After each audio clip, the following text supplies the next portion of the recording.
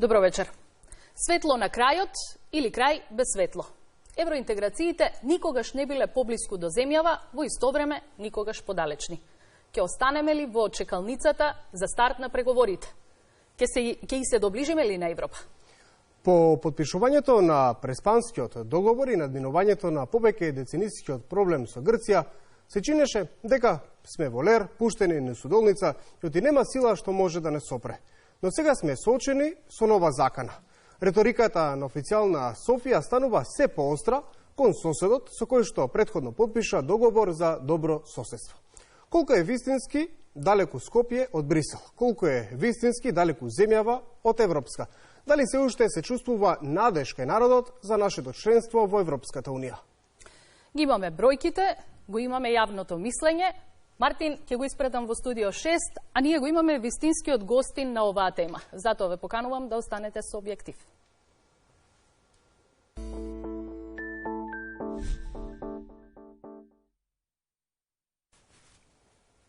Вечерва гостин во објектив, вице-премиерот за европски прашања, господинот Никола Димитров. Добро вечер. Добро вечер. Благодарам на поканата. Прв пат во македонската телевизија како вице-премиер за европски прашања. Да, и баш ми е чест и привилегија. Маскава ќе ја симнам, ја носам сега само како порака до гледачите, до македонските граѓани, подсетник колку е важно да се држи дистанца, да се носи маска и да се мијат раце. Да бидеме безбедни. Сега ќе извадам за да бидам по-јасен. Така. Вице-премиере, каде е во моментот земјава на европската мапа? Ние сме една шанса за успех во време кога Европа нема многу успеси. Направивме пресврт последниве 3 години, имаме добар извештај, пред неколку дена го донесе лично еврокомесарот Вархеј, во политички критериуми каде се оние темелите на европските вредности, демократијата, владењето на правото, се разбира имаме уште многу работа, меѓутоа сме апсолутно подготвени да почнеме пристапни преговори и дури во вкупна подготвеност и во напредок во извештајниот период, сега во однос на минатиот извештај, предничиме во целиот регион на Западниот Балкан, дури во однос на земјите кои што се веќе во пристапниот процес, едната 8 години, другата повеќе од 6 години. Така што нашата решителност, жетта на јавноста на македонските граѓани за правда, за одговорност, за независно судство, се аргументи што не прават голема шанса за успех и од аспект на перспективата на Брисел и воопшто на Европската Унија. Вчера беше првиот разговор на ниво на амбасадорите на земјите членки, така наречениот Корепер, председаван од страна на германскиот амбасадор при Европската Унија. Идната недела би требало да има уште еден разговор. Целта е да се усогласи преговарачката рамка, да дадат согласност сите земји членки. И ние тука заедно со германското председателство споделуваме иста цел и иста приоритет. Сакаме да почнеме пристапни преговори со првата меѓувладина конференција во декември година. Ајде околу извештајот. Ова ли е документот, ова ли е реториката што ја очекувавте од Брисел? Извештајот го цениме како сеопфатен, го цениме како објективен, има јасни укажувања што уште треба да направиме. Да речеме, треба да го донесеме законот за антидискриминација, што беше усвоен, меѓутоа имаше интервенција на Уставниот суд.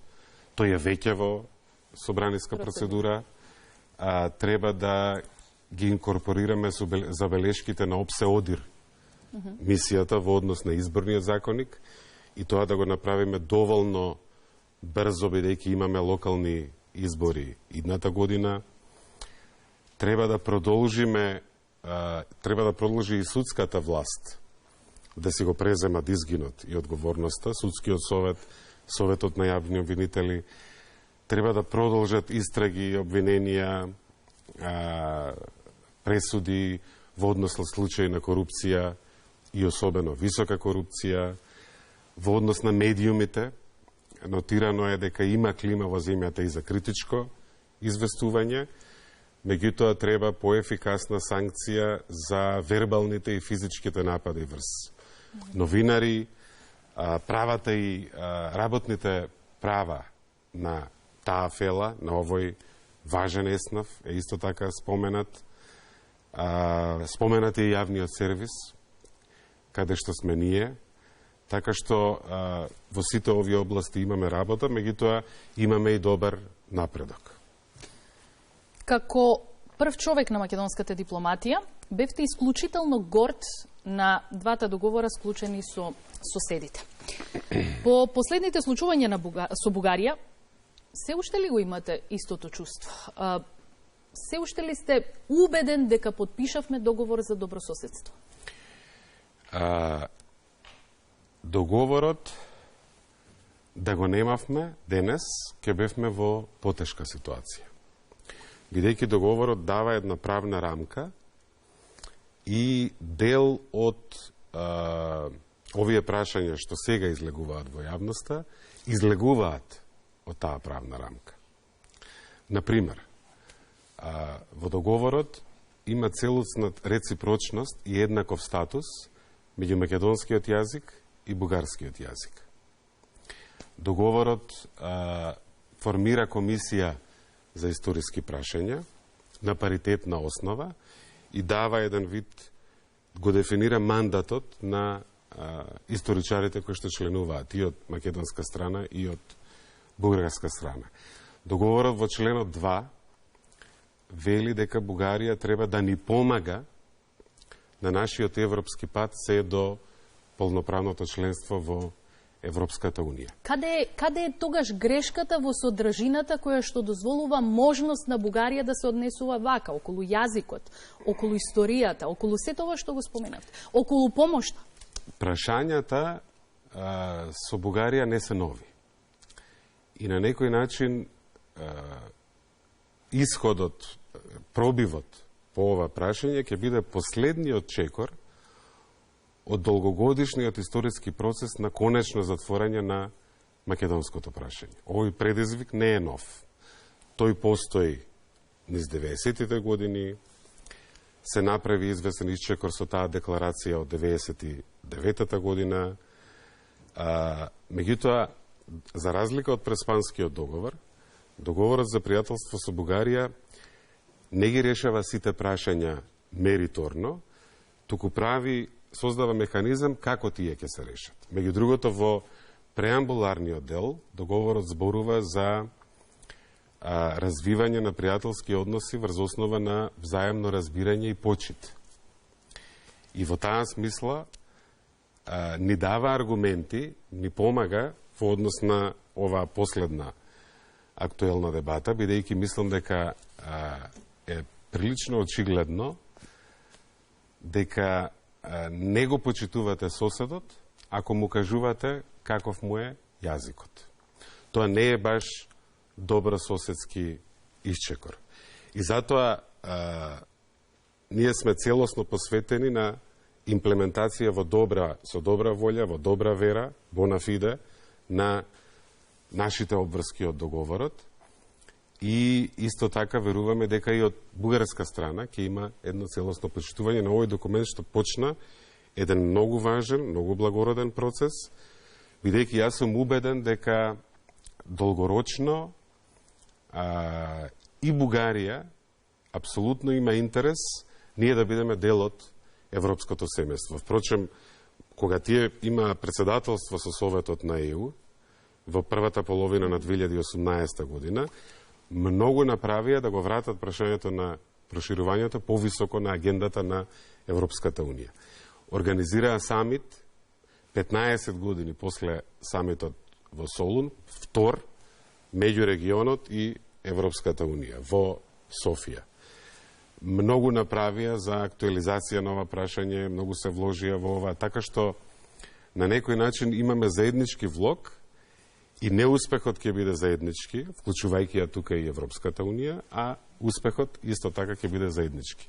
Впрочем, во март, за жал, кога почна пандемијата и не можевме баш вистински ова да го препознаеме што направивме во март, станавме земја членка на НАТО и добивме безусловно зелено светло за почеток на преговори од сите земји членки поддржано, вклучувајќи ја и Бугарија. И сега, ако таа одлука не се реализира, тоа за жал ќе биде голем минус и за нас, меѓутоа и за самата Европска Унија. Кога веќе го споменавте НАТО, ќе го испратам инженерскиот полк на бугарската армија за да ги демонтира спомениците во Северна Македонија. Земја членка на НАТО и се заканува на земја членка на НАТО. Така? Вибрациите, лошите вибрации од Софија не се новост. Ги знаеме, ги чувствувавме, но ова е едно друго ниво на комуникација. Како после се, како после сите средби, како после сите договори ја чувствувате оваа изјава? Па мислам дека не е, апсолутно не е соодветна, нити на некој начин доликува на добро соседство, во најмала рака ова е еуфемизам, може и полошо да ја дефинираме. Нити е разговор меѓу две европски држави, соседи, кои што имаат периоди во минатото што им биле заеднички, кои што се надевам и убеден сум дека ќе имаме и заедничка иднина, во смисла на заедничката европска иднина. Не доликува ни на сојузници. Ние сме, двете држави се членки во НАТО, Бугарија пред нас, меѓутоа и ние, како последна, најнова, најмлада 30-та членка на Алијансата, и не помага. Јас не знам со какви мотивации е изјавата, во каков контекст е дадена и така натаму, меѓутоа не помага. Ако одиме и ние со слични изјави, одиме по еден друг пат, кој што нема да не однесе на добро место. И кој е решението што да ќе правиме на ваквите изјави? Ќе премолчиме?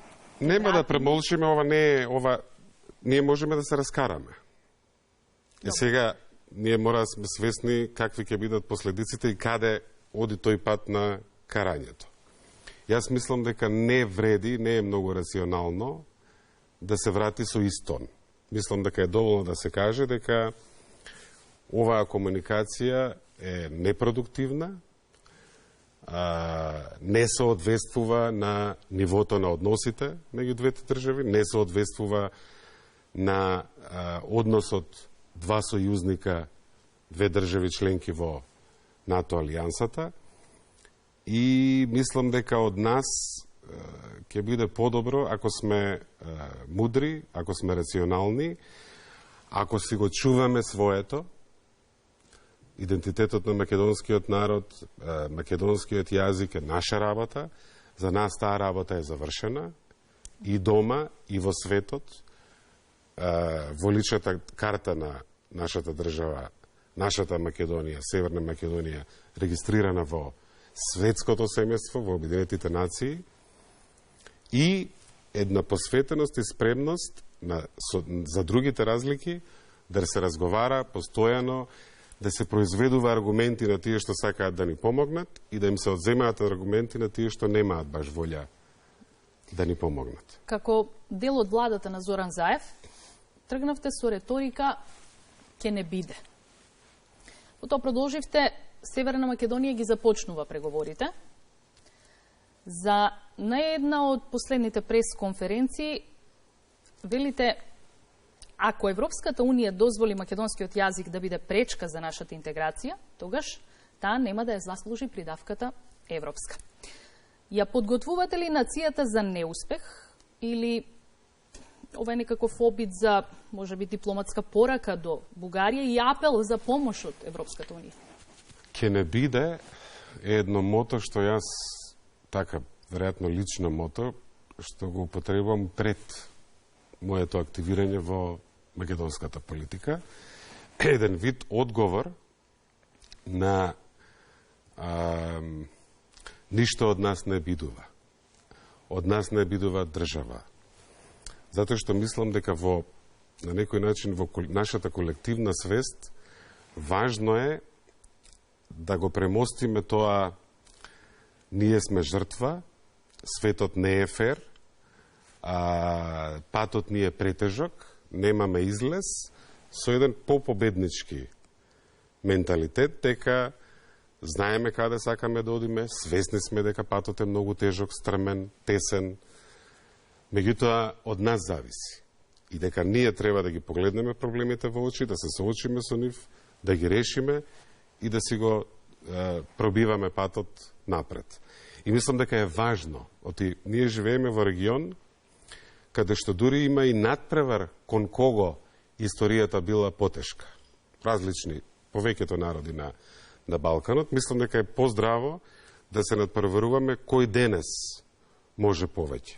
Каде се медиумите послободни, каде е судството понезависно, кој има повисоки просечни плати, каде е здравството подобро, кој има подобри универзитети и воопшто образование, во кои градови е почист воздухот. Мислам дека е тоа попродуктивен надпревар денес, бидејќи додека ние зборуваме за историјата, еден мој поранешен колега често имаше навика да каже историјата треба да биде учител, а не затвор. Додека ние зборуваме за историјата, младите ни одат во европските држави. Вчера, ако не се лажам, имаше една поразителна анкета, не знам колку било тоа професионално истражување, ама немаме време, ние мора да создадеме европски за услови за живот дома. И затоа и не треба овој процес, иако самиот процес сам по себе тоа нема да го направи ако ние не се вложиме целосно. Тоа е во однос на ке не биде. Јас секогаш и мислам дека и во македонската и во европската политика мора да бидеме многу поотворени, подиректни, поискрени. Почетокот на меѓувладината конференција не е извесен во моментов. Може да се случи, мислам дека влогот е огромен, да правиме се што можеме тоа да се случи. Меѓутоа, ако тоа што го спомнав, ако македонскиот јазик е пречка, тогаш треба да видиме колку европска е Европската Унија, подсетувајќи на принципите. Ние сме европски народ, имаме право на самоопределување, живееме во 21 век, 2020 година и мислам дека е многу елементарно, базично и легитимно да очекуваме сите други народи, посебно нашите комшии, да не почитуваат и да не го почитуваат нашето право на самоизразување и самоопределување. Не може процесот да биде полн со вредности и принципи, ако еден волку суштински принцип се гази за да оди напред тој процес. И таа порака е порака и кон Брисел, порака кон народот, македонскиот народ и сите други наши сограѓани и порака и кон... Да го премостите нивото на жртва. Нивото на народот кога постојано е во некаква лоша позиција и дека треба да се бориме. Важиме за трпелив народ. Мал милион пати сме се разочарале од Европската Унија. Велите, од ставот сега зависи дали ќе ја гледаме како заедница на принципи. И каков е преводот на овој дипломатски речник? Што ако не е заедница на принципи? Ќе сакаме да влеземе во неа? Нашата суштинска цел, ние ако денес влеземе, еве од утре, ние сме земја членка на Европската Унија. Нема многу што да не се смени во животот, ако утре формално станеме земја членка. Ќе има поголем пристап до кохезивните фондови, меѓутоа ние немаме ни доволен капацитет да ги трошиме вистински европските пари. Нашата вистинска цел е европскиот начин на живот да го донесеме дома.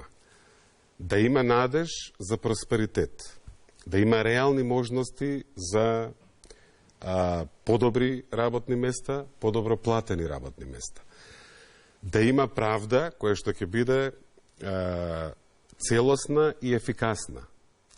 Да има висока одговорност кај сите носители на јавни функции. Да има медиуми кои што ќе бидат целосно слободни. Тоа значи дека нам не ни треба заедница без принципи, ако успееме самите да си ја направиме атмосферата таква? Пристапниот процес е трансформативна алатка, реформска алатка. Да се трансформира едно општество. Сега, како што гледаме, бидејќи многу стана долг и тежок тој процес, тој сам по себе не носи напредок, ако ние дома не работиме. Јасно е дека ние немаме друга алтернатива, освен Европската Унија. Ние сме обкружени со земји членки на Европската Унија, целиот регион. Нашата економија е 3/4 врзана со Европската Унија и во смисла на трговија и во смисла на странски инвестиции. Нашата безбедност и стабилност покрај НАТО алијансата е врзана заради географијата. Културно сме дел од Европа и наше да стане се потешко и потешко, и мислам дека сме во една таква ситуација, некој да не се испречи на патот. Јасно е дека ова не може да се случи со караница со соседите. И тука е комплексноста на како ќе се поставиме. Многу е лесно јас денес да возвратам со истон на вице-премиерот Каракачанов. Ама мислам дека тоа не оддалечува од целта. Наше е да ги направиме таквите изјави непопуларни. И во нашата јавност, и во нивната јавност, и воопшто во европската дебата. Да нема корист политичар од негативна изјава насочена кон соседот. Вака не се решаваат проблемите. Така што ние апсолутно немаме алтернатива, меѓутоа суштински целта ни е Европа да си ја донесеме дома. А пристапниот процес е алатка за таква работа. Мислам дека извештаите за напредокот, ако се споредат со извештаите на другите земји од Западниот Балкан, нас не прават вистина една шанса, дури и скептичните земји членки во однос на проширувањето, на своите јавности дома, на своите граѓани, да им покажат дека еве процесот може и да успее. Има земји кои што вистина се решени да го зграпчат и да се реформираат, да станат вистина европски демократи во кои што ќе владае правото, да го направиме тој скокот конечно кон подобар економски развој, бидејќи заостануваме зад економиите на земјите членки. Целиот регион сериозно заостанува. Кој е мислењето на граѓаните околу прашањето со Бугарија и какво е нивното чувство? Направивме едно истражување, односно телефонска анкета. Ќе го повикам колегата Мартин Пушевски од студиото 6 преку графички приказ да ни ги покаже резултатите од анкета. Предлагам да ги видиме. Уште еднаш добро вечер. Во нашето прво вклучување од студиото 6 на јавниот сервис ќе ги презентираме податоците од истражување на јавното мислење за она што очекуваме и се надеваме да се случи во декември годинава, првата меѓувладина конференција која што и официјално ќе го означи почетокот на нашите пристапни преговори со Европската Унија и она што може да се покаже како пречка на тој пат нашиот источен сосед. Првиот сет прашања кои што им ги поставивме на граѓаните се поврзани со бугарскиот меморандум испратен до земјите членки на Европската Унија, во кој што меѓу другото се наведува дека во земјава наводно има државна антибугарска идеологија, дека македонците се проект на Тито, дека македонскиот јазик е дијалект на бугарскиот и кога сето ова ќе го ставиме на куп, дали тоа може да се покаже како пречка на нашиот евроинтегративен пат. И што велат бројките? Дури 53,6% од анкетираните очекуваат блокада од официјална Софија на нашиот евроинтегративен пат, доколку земјава не ги исполни бугарските барања, а 24% не веруваат дека тоа ќе се случи, другите не знаат или пак немаат одговор, што значи дека еден добар дел од нашите граѓани многу сериозно ги сваќаат пораките, па и заканите, ако сакате, што доаѓаат од официјална Софија. Се обидовме да направиме и паралела со спорот за името што земјава го имаше со соседна Грција, кој што беше решен со подпишувањето на Преспанскиот договор. Ги прашавме граѓаните дали повторно може да ни се случи некој слично сценарио.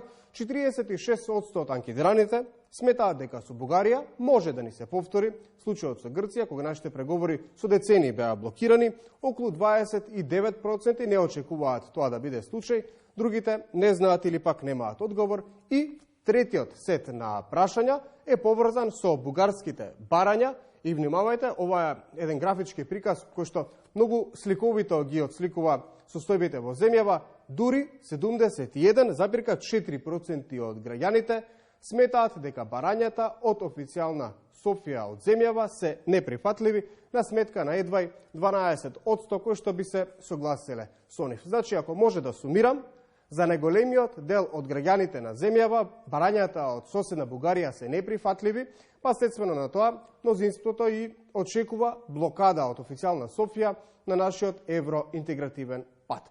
Само ќе напоменам дека се работи за истражување на јавното мислење, кое што е направено преку телефонска анкета, која што за објектив ја изработи Институтот за политички истражувања од Скопје на репрезентативен примерок од 1114 испитаници во периодот од 24 до 27 септември. При тоа се запазени сите демографски карактеристики на населението, а маргината на статистичка грешка, тоа е маргината каде што би отстапувале овие податоци, е плюс-минус 3%, ката е за сега тоа е се во ова наше прво вклучување од студиото 6 на јавниот сервис. Ти благодарам, Мартин. Предпоставувам дека не се нови на овие бројки, помалку или повеќе. Предпоставувам дека и за вас се. Па да, мислам дека не изненадија бројки. Лани недобивањето датум значеше нови избори. Што ќе значи сега евентуалната бугарска блокада? Ова е хипотетичко прашање. Обично советниците за јавност велат прво правило е не одговарајте на хипотетички прашања. Мислам дека ние мора да сме подготвени за победничкото позитивното сценарио. Имаме многу работа во секретаријатот за европски прашања, да ја подигнеме куќата. Имаме работа со ажурирање, изменување на преговарачката структура со оглед на новата констелација и новата методологија. Процесот е многу по-политички. Имаме работа сериозна со зголемување на способноста на државата да ги користи европските пари, така наречената ИПА структура. И мислам дека нема да биде умно и продуктивно да се спремаме од сега за неуспех. Ние треба да се спремаме за успех, треба да сме посветени. Убаво е што имаме заедничка цел со една од локомотивите на Европската Унија, со германското председателство. И имаме и односи со Софија, почнавме еден процес, чиј што епилог многу ќе зависи од тоа што ќе се случува во следниве седмици до крајот на годинава. Така што, за мене лично, политички реперкусиите дома се апсолутно второстепени. Овие прашања се многу поважни за нацијата, отколку какви би биле политичките реперкусии. И на почетокот кажав дека двата договора за време на вашето министерување со дипломатијата беа ваша гордост, но и успех, прикажани како успех на тогашната влада. Тоа значи и товар за вас. Дали, повторно хипотетичко прашање, меѓутоа, ќе чувствувате како собствен неуспех доколку не успеете сега со почетокот на преговорите? Ние сме одговорни за тоа што ние го правиме. И лично, во личниот живот, и политички во смисла на нашата држава. Ние не можеме да бидеме одговорни за нешто што го прави или не го прави трета држава. И мислам дека е тоа многу важно и во нашата внатрешна дебата, кога имаме, да речеме, ајде не го наречам препукување, ама еве дебата со опозицијата, не може да се критикува државата и владата за нешто што го прави друга влада и друга држава. Така што мислам дека е време за едно поголемо сојузништво и обединување дома. Јас мислам дека без Преспаскиот договор ние денеска немаше да бидеме земја членка на НАТО, нити пак ќе бевме во ситуација да има зелено светло во март, и тоа безусловно за нас и со некои услови за соседна Албанија за Тирана. Мислам дека ќе беше уште во многу меѓународни форуми земјата нарекувана поранешна Југословенска република Македонија и немаше да имаме македонски јазик после долги години низ разни тела во Брисел, во европските институции. Бегајки од проблемите, ние не можеме да одиме напред. Едниот проблем е решен и треба да се негува тој однос и да се инвестира во оваа еден вид нова ера на односите со Атина, и нов потенцијал, и економски, и политички, и секаков. И второ, треба конечно да се направи пробив и во овој втор последен, би рекол, однос. Беа споменати, кога вашиот колега ги презентираше резултатите од анкетата, дел од тврдењата во меморандумот. Сите народи се општествени конструкции. Сите во Европа, па и апсолутно и глобално. Сите се резултат на историски процеси од различни чинители и различни наративи. Важни историски фигури, други држави, голема мобилизација на граѓанство и така натаму. И мислам дека мора на Балканов да се издигнеме над оваа дебата, што на некој начин осликува дека немаме доволно со што денеска да се гордееме и да се пофалиме. Колку сме дигитализирани, колку ни е иновативна економијата. Ова мислам дека имплицира дека се гордееме само со нашата историја. Ние не можеме историјата да ја смениме. Не можеме вчера да го смениме. Ние можеме да одлучиме денес што ќе правиме, за да не биде утре подобро. Но сме обвинувани дека ја менуваме историјата. Во Европа сите овие комисии работат многу долго, нашава дури има и доста резултати во споредба со други вакви искуства. Зборувате со Бугарија или со Грција? Со Бугарија, посебно, бидејќи таа ни е поинтензивна, поради, па би рекол, објективни политички Извинете, околности. ќе ве прашам, со Грција нема напредок во смисла на комисиите? Има поинтензивни средби, таму имаше извесен застој со оглед на изборите, таму се менуваше составот и мислам дека сега ќе почне и двете комисии да работат. Овде беше многу поактивна. Вкупно 10 средби со физичко присуство, закажена уште една, 5 планирани за следната година и така натаму. Може би отвореноста остава впечаток поголем, бидејќи се поотворени кон јавност. Лупата е тука, мислам. Така. Во моментов. Кога еднаш ќе направите компромис, тогаш сите соседи ќе ги отворат апетитите и ќе речат зошто па не и со нас, да си ја пробаме среќата. Може би тоа ни се случува со Бугарија, такви се барем одредени анализирања на дома. Тоа е малку сметка без крчмар, што би рекол народот, бидејќи ние успеавме да ја надминеме разликата со Грција само заради тоа што Грција го прифати нашето право на самоопределување. Ние можевме да ја додадеме придавката северна кон името Македонија само заради тоа што врз услова на нашето право на самоопределување во членот 1 во Преспанскиот договор е присутен македонскиот јазик и во членот 7 е присутен македонскиот народ во смисла на етничка идентификација.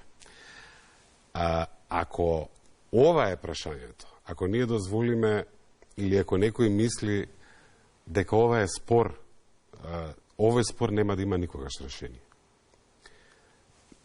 Не можете да надминете идентитетски спор. Ние успеавме да го решиме проблемот со Грција само заради тоа што го заштитивме и го промовиравме македонскиот идентитет. А овие прашања сега околу македонскиот јазик се во сршта, нели, јазикот е татковината, во сршта на македонскиот идентитет И мислам, оти беше спомнато и, како да кажам, има едно наведување дека овде ние имаме некакво антибугарско расположение и така натаму. Не може, особено по 11 октомври падна тешко. Не може да има друг резултат.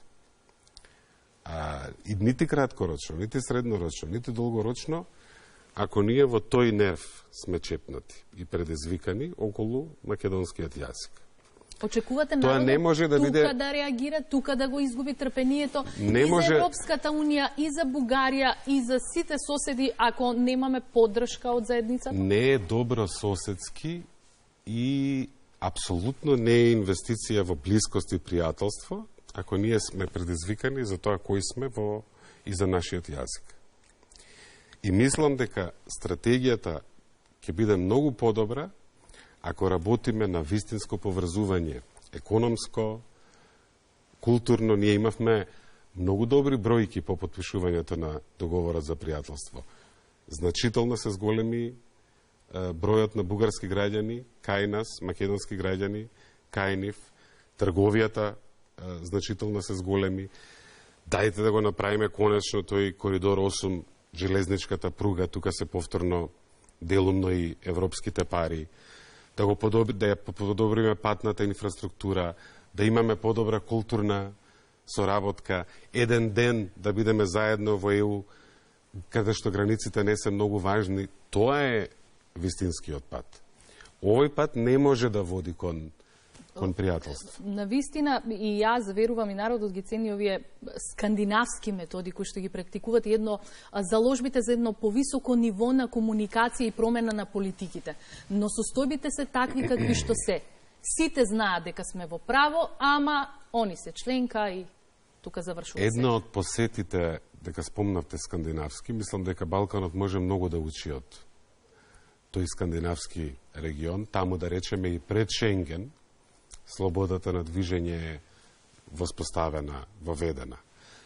И кога беше последниот пат во Скопје министерката за надворешни на Норвешка, ја прашав, добро, кога сте имале некаков посериозен билатерален проблем во Скандинавија, малку и требаше време да помисли.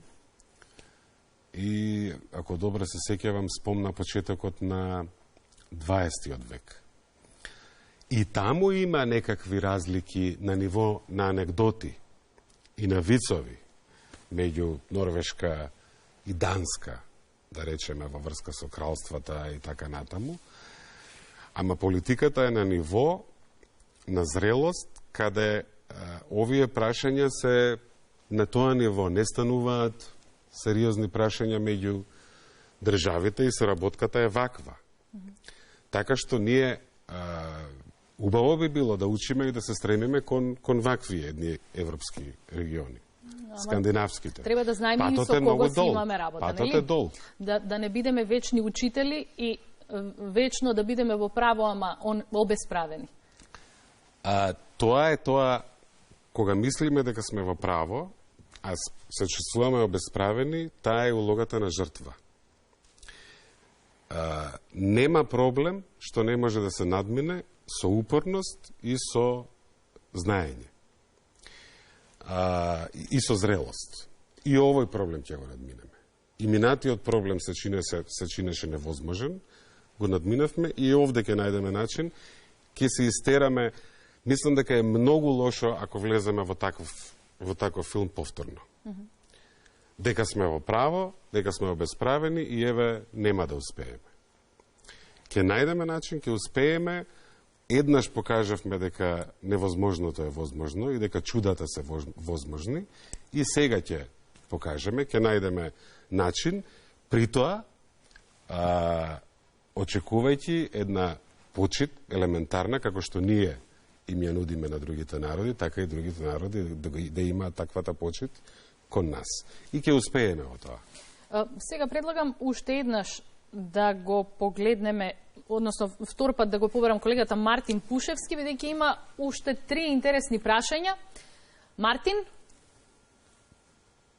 Ако по нашето прво вклучување од студиото 6 на јавниот сервис ги анализиравме односите со соседна Бугарија пред одржувањето на првата меѓувладина конференција за време на германското претседателство, овој пат ќе се посветиме на евроинтегративниот процес, односно на нашиот пат кон полноправно членство во Европската унија и еве што велат бројките. Најголем дел од испитаниците, или околу 29%, сметаат дека преговорите за членство на земјава во Европската унија ќе траат околу 5 години и потоа можете да забележите од графичкиот приказ следуваат три групи кои што побројно се слични, околу 16% и нешто повеќе, меѓутоа кои што делат диаметрално спротивни ставови. Едните кои што сметаат дека преговорите за членство на земјава со Европската унија ќе траат од 2 до 3 години, другата група која што смета дека преговорите би траеле од 5 до 10 години и третата група која што смета дека и да започнат преговорите за членство на земјава во Европската унија никогаш нема да завршат. Во однос на нашето членство во Европската унија, 1/3 од испитаниците смета дека тоа ќе се случи до 2025 година и повторно доаѓаат оние групи за кои што предмалку зборувавме, кои побројно се околу 20% сега, едната која што смета дека ние ќе станеме членка на Европската унија во периодот од 2025 до 2030 година и другата група која што смета дека земјава никогаш нема да стане членка на Европската унија. Во третиот и последен сегмент од ова вклучување ги анализиравме бенефитите од нашето членство во Европската унија и можете да видите од податоците 56% од граѓаните сметаат дека членството на земјава во Европската унија ќе донесе подобра иднина, за разлика од 1/3 која смета дека тоа не е случај и последните не знаат или пак немаат одговор. И само да напоменам дека се работи за анкета и истражување на јавното мислење која е спроведена по телефонски пат на барање на објектив од Институтот за политички истражувања од Скопје на крајот на септември врз репрезентативен примерок од 1114 испитаници, при што се запазени демографските карактеристики на населението, а маргината на статистичка грешка е плюс минус 3%. Кате, тоа е се во ова наше последно вклучување од студиото 6 во објектив. Ти благодарам, Мартин. Сега ќе се согласите дека се интересни податоците. За мене, јас прво што ќе ве прашам, колку би траеле преговорите, кога би станале членка, иако беше помал процент, 2021 година. Тоа не е реално, го знаем и јас и вие, и поголемиот дел од граѓаните. Колку беше процентот за... Мал беше. Мал беше процентот, помал од оние што сметаат дека од 2025 до 2030 би влегле, или никогаш не би влегле. Но, оваа група на луѓе се чини дека го губи трпението. Сака веднаш да се случат работите. Предолго чекаме. Па дури и овие од 2025 до 2030 се прилично оптимисти. Обично, политичниот одговор на ова прашање, кога ќе влеземе, е суштинската цел не е датумот, туку е да станеме европска држава. Значи, процесот е поважен од крајот на процесот во смисла на датум. Второ, во огромен дел нештата зависат од нас, меѓутоа не се. Прво, сега разговаравме, зависат и од земјите членки, и тоа не само за ваков тип на билатерални прашања, туку и колку се спремни да одат на следното проширување. Бидејќи ние сме долго време во чекалната, ние не баш да заостануваме многу, во политичките критериуми сме малку напред, во економските критериуми сме на ниво со една од двете држави што веќе се во процес од многу години и во транспозиција на европското законодавство или во земањето на европските правила и правењето домашни правила од нив, за многу малку заостануваме зад Србија и Црна Гора, кои што се долго време во пристапните преговори. Со новата методологија, повеќе поглавја во кластери и можноста повеќе кластери да бидат отворени истовремено, ако ние вистина работиме и ако има вистина политичка волја за тешките работи да се туркаат напред, тогаш јас сум убеден дека ние ќе бидеме во првиот ред во моментот кога Европската Унија ќе реши да ја отвори вратата. Точно кога тој момент ќе се случи, многу е тешко сега да се предвиди. Ако јас, како граѓанин, го добијам прашањето од вашата анкета и мислам дека е баш и навремена, и интересна, и прашањата ви биле добри, веројатно ќе бидам во групата која што ќе каже меѓу 2025 и 2030 година. Би влегле. Би се зачлениле. Така. Тука беа 24,30% од прашаните испитаници, од граѓаните. Што ќе правиме со оние што велат никогаш? Ќе ги убедиме дека... Тоа што треба да се убеди, последното прашање, дали мислите дека со членство во Европската Унија ние ќе имаме подобра иднина? Тука беа 56%. Тоа е повеќе од половината испитаници. Тоа е солидна бројка, меѓутоа мислам дека овде има работа за нас и како влада, ама и воопшто за нашето општество.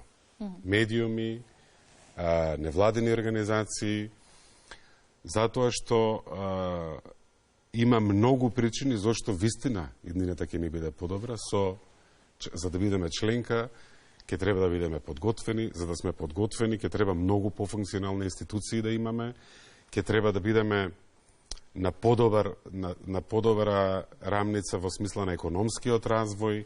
Така што јас би сакал... Треба едукација и образование, ние имаме информираност на граѓаните околу придобивките на Европската Унија, а кога сме кај образованието и едукацијата. На целата мака со почетокот на преговорите се појави и сомнежот за распределба на европски пари од Националната агенција за европски програми и мобилност. Вие бевте дел од групата политичари која што побара истрага за сомнежот. Но владата предложи разрешување на директорката. Дали ваквата одлука ќе го намали скандалот или уште толку ќе ја засили бурата? Во нашите институции обично има еден инстинкт, кога има некаква индиција, ние не знаеме така е, сомнеш. Што било таму, има сомнеш. Обично инстинктот да се чува институцијата е да се подзаскрие сомнежот. Да се турне под килим. Проблемот со тој инстинкт е што лекцијата за следните е отприлика, ама ќе се заташка, ќе се... Владење на правото не значи дека нема да има бели, дека нема да има грешки. Владењето на правото значи дека кога ќе има сомнеш, ќе има истрага, ако истрагата утврди белја, ќе има реперкусија. Реакцијата е на тест на државата. И затоа јас мислам дека секогаш кога има сомнеш, дури и за човекот што е под сомнение, е секогаш најмудро и најисправно да има апсолутно целосно расветлување на случајот. Ако сомнежот бил неоснован, човекот во било каква констелација, во случајов еве директорката на Националната агенција, ќе се врати посилно од било кога. Тоа значи дека не се согласувате или не оценувате како европска инстант одлуката, владината, односно предлог за разрешување? Колку е европска? Колку Европа го бара ова од нас? Инстант да ја разрешиме, зашо сметаме дека има сомнеш. Мислам дека јас се согласувам и ја поддржав таа дебата. Таа беше неодамна на последната седница на за разрешување, на владата. Ја поддржавте, така? Да, затоа што мислам дека и за неа, и за нашата држава е секогаш добро, кога има сомнеш, случајот целосно да се расветли. Доволно е да има таму индиции што беше другата алтернатива на владата. Да чека, да се затвори, да се заврши целата процедура, истражните органи да си ја завршат работата. Мислам дека тоа е политички малку предоцна. И затоа мислам дека ова, особено кога се работи за актуелен функционер од сегашнава коалиција на власт.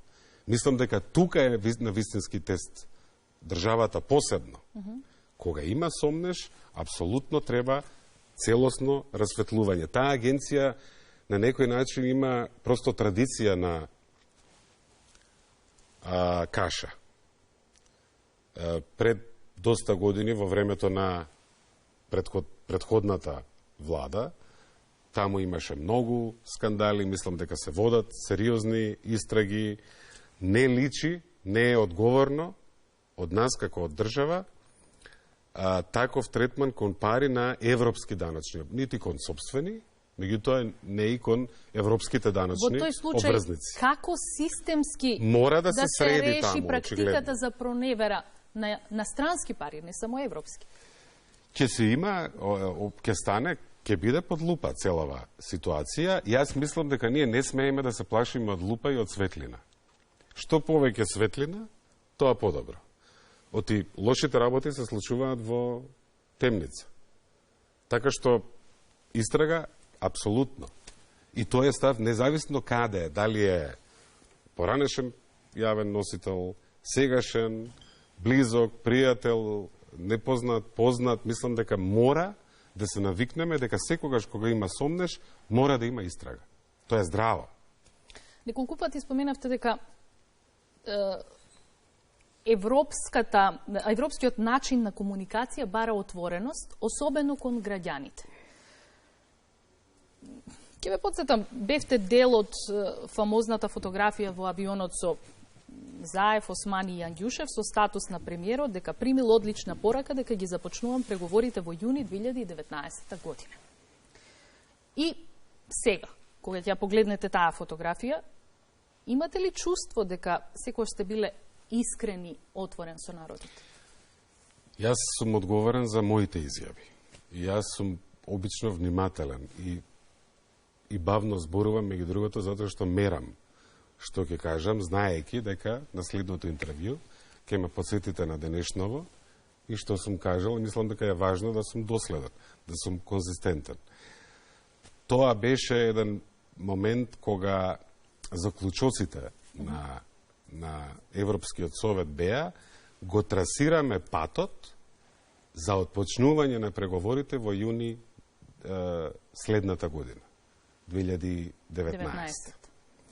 И од тука дојде насловите и така натаму и така натаму. И ви има вас некогаш на фотографијата. Некогаш и самата Европска Унија не се ги почитува своите одлуки, за жал.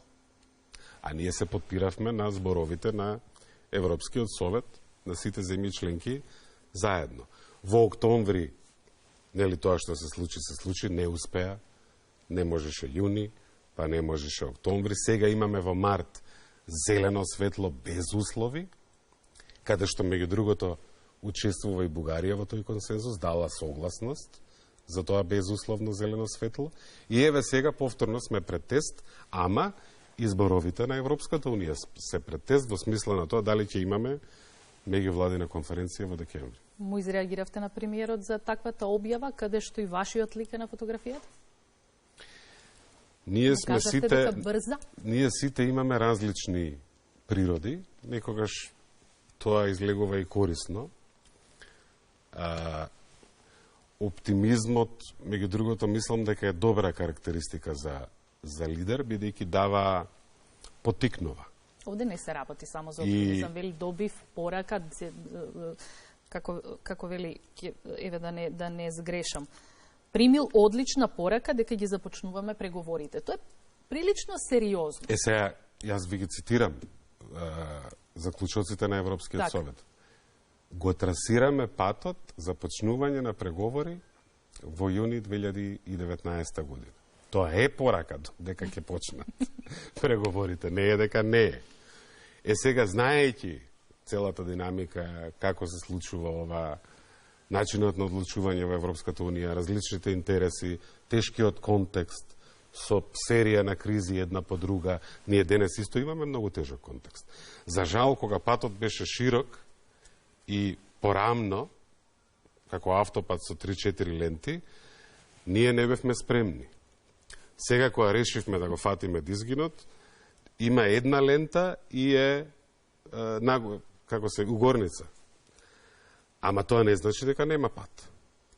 И тоа не значи дека ова е една невозможна мисија. Многу е важна оваа мисија за татковината и за идната генерација. Јас искрено се надевам на добар исход. Ова емисија на мојот личен профил на социјалните мрежи ќе ја најавам со фотографија од мене и од вас. Ќе бидам внимателна како ќе ја најавам, иако е тоа мој избор. Ви благодарам што бевте гостин во јавниот сервис и се надевам дека на следното интервју ќе зборуваме за веќе отпочнат процес. И јас се надевам, благодарам на поканата и поздрав до гледачите. Ви благодарам и вам, драги гледачи, што бевте и оваа вечер со Македонската телевизија и со Објектив. Останете на МТV.